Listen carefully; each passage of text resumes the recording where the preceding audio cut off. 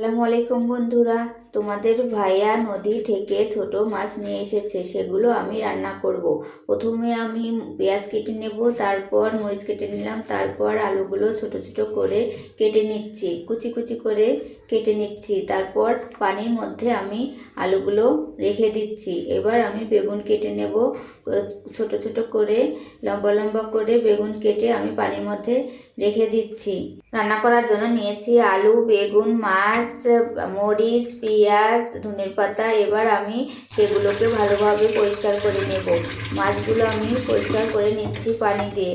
তারপর আমি ছোটো মাছের মধ্যে দিয়ে দেব লবণ, হলুদের গুঁড়া, তারপর একটু তেল দিয়ে আমি মাছগুলো ভালোভাবে মাখিয়ে নিচ্ছি, যাতে আমার মাছগুলো ভাজতে গেলে কড়াইয়ের মধ্যে লেগে না যায়।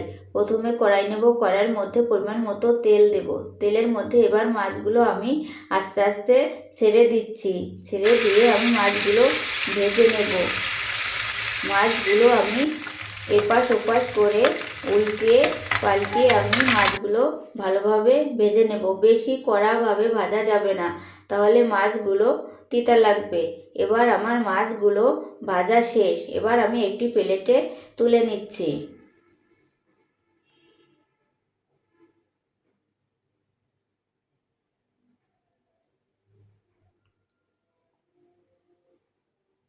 এবার আমার মাছগুলো তুলে নেওয়া শেষ। এবার আমি যে তেলের মধ্যে মাছগুলো আমি ভেজে নিয়েছি, সেই তেলের মধ্যে একটু তেল দিয়ে আমি পেঁয়াজগুলো দিয়ে দেব, মরিচগুলো দিয়ে দেব, 1 চামচ লবণ দিয়ে দেব, 1 চামচ হলুদের গুঁড়া দিয়ে দেব, 1 চামচ ধনের গুঁড়া দিয়ে দেব, 1 চামচ রসুন বাটা দিয়ে দেব, 1 চামচ জিরা বাটা দিয়ে দেব।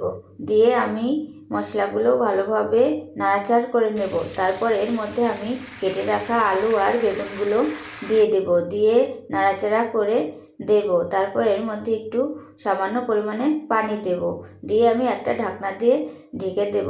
ঢেকে দিয়ে কিছুক্ষণ রান্না করব। রান্না করা হয়ে গেছে। এবার আমি মাছগুলো দিয়ে দেব।